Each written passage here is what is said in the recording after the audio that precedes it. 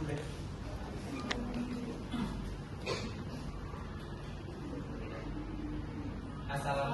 warahmatullahi wabarakatuh. Waalaikumsalam warahmatullahi wabarakatuh. Good morning everyone. Morning. We are from group 7. I am Randy Prayoga. My student number registration is 014 and my friend Rahma Fajaria Arum and my student ID is 001. Today we will be presenting on the topic of connotative rules in syllabus atau aturan konotatif dalam buku kata. In this presentation, we will dive into the significance of these rules and how they set the pronunciation and structure of syllable in various languages. The first material will be delivered by me. Background. Understanding how sound works in a language is a key part of learning it. Every language has unique rules that guide how sound can be combined. These rules are known as connotative rules, and they help set the structure of words. Nah, jadi latar belakang materi kita kali ini yaitu memahami cara kerja bunyi dalam satu bahasa merupakan bagian penting dalam mempelajarinya. Nah, setiap bahasa itu memiliki aturan unik yang memandu cara menggabungkan bunyi. Aturan itu disebut sebagai connotative rules. Nah, dalam aturan ini membentuk struktur kata, yaitu mempelajari pola konotatif, membantu kita mengenali kata asli atau mengucapkan bahasa asing dengan lebih akurat. Untuk lebih lengkapnya, saya akan jelaskan di definisi. Definition of connotative. Connotative refers to the rules of pattern that govern the permissible combination of sound in a language. Nah, jadi konotatif itu adalah aturan atau pola yang mengatur kombinasi bunyi atau yang biasa kita sebut fonem yang diizinkan dalam suatu bahasa. Nah, jadi gini simpelnya. Konotatif itu aturan yang mengatur bagaimana bunyi-bunyi dalam suatu bahasa itu boleh digabung-gabungin. Nah, intinya konotatif itu semacam peta atau kayak gambaran gitulah yang mengatur kombinasi bunyi dalam bahasa supaya kata-kata dengan alami dan gak aneh pas kita ngomong atau kita ucapin. Contohnya, nah karena kita adalah mahasiswa pendidikan bahasa Inggris, maka contohnya akan saya berikan dalam bahasa Inggris. Pertama ada kata STR. Nah ini boleh diucapkan STR atau str gitu karena ada kata bahasa Inggris yang berawalan dari STR, yaitu ada kata street atau jalan. Nah ada juga yang nggak boleh, yaitu ben itu ben gitu, karena hal itu melanggar aturan konotatif di bahasa Inggris. Nah, tapi dalam bahasa lain itu belum tentu dilanggar juga, karena kalau konotatif itu berbeda-beda tiap bahasa. Kayak di bahasa kita normal bisa jadi di bahasa orang lain nggak normal gitu. Nah, contoh kombinasi bunyi yang diperbolehkan yang lainnya yaitu selain street itu ada kata st juga, itu ada kata stay dan stop di awal katanya gitu. Nah, ada kata juga, kn. Ada kata cray dan crazy. Ada kata di akhir kata juga ada, itu ada nd gitu. Ada n dan sen. Terus ada di Connotative rules in different language.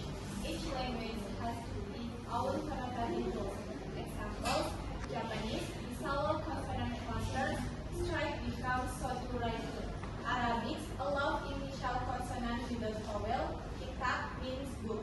Indonesian rarely allows double consonant. Kodas bank is often pronounced as bank. Nah, setiap bahasa itu punya aturan sendiri tentang gimana bunyi itu bisa disusun. Misalnya dalam bahasa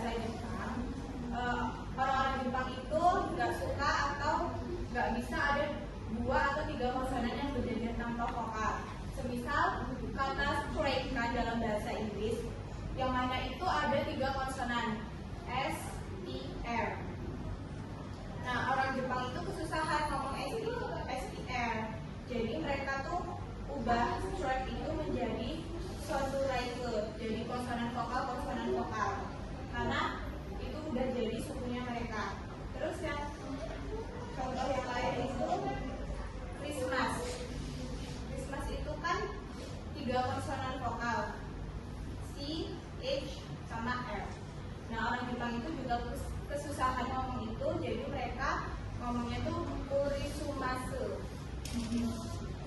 Terus contoh dalam bahasa Arab, mereka bisa pakai kata langsung dengan dua konsonan tanpa vokal. Contohnya kata kitab. Mungkin buat kita tuh kayak aneh dan asing untuk dengerinnya, tapi buat orang Arab itu biasa aja. Nah, kalau bahasa Indonesia kita nggak biasa punya dua konsonan di belakang. Kayak misalnya kata bank yang diakhiri dua konsonan kata, yaitu N sama K. Nah, orang Indonesia itu lebih gampang ngomong bank aja, yaitu kayak ada eng-nya gitu loh. Kata airnya itu karena lebih cocok sama struktur diri kita. Jadi secara nggak langsung atau nggak sadar juga kita itu udah ngikutin aturan konotatif bahasa kita sendiri.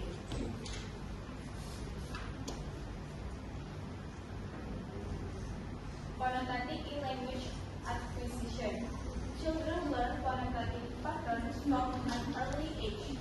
They tend to imitate words that follow the connotative rules of their native language. Example, Indonesian children can say buku faster than blik because blik some foreign phonetically. Nah, konotatif dalam penggunaan bahasa ini ternyata anak-anak juga belajar aturan bunyi sejak kecil. Bahkan sebelum bisa ngomong lancar, mereka lebih gampang tiru-tiru kata-kata yang sesuai sama pola bahasa ibunya. Misalnya kalau anak kecil di Indonesia akan lebih cepat ngomong buku daripada kata asing kayak beli. Soalnya kata buku ini cocok sama aturan bunyi bahasa Indonesia karena suku katanya itu konsonan vokal. Karena diawali dua konsonan yaitu B dan L, jadi itu nggak umum di bahasa Indonesia. Jadi buat anak-anak kata itu terdengar aneh dan susah buat diucapin. Berbanding terbalik, kalau anak-anak kecil yang bahasa ibunya itu udah diajari bahasa Inggris atau asli orang Inggris itu, justru lebih gampang mengucapkan kata kayak beli karena struktur bunyinya umum dalam bahasa mereka. Why learning connotative is important? Helps understand word structure, chapters in a language, useful in foreign language teaching and correct pronunciation, important in speech recognition and applied linguistics, help distinguish native words from borrowed ones. Nah, kenapa sih kita penting banget belajar konotatif? Yang pertama itu kita jadi lebih ngerti struktur kata, kita bisa tahu oh ternyata kata ini tuh menyalahkan aturan. Terus yang kedua juga buat belajar bahasa asing. Ini penting banget, misal orang Indonesia itu sering kesusahan buat ngomong kata Inggris. Okay, maybe that's our material.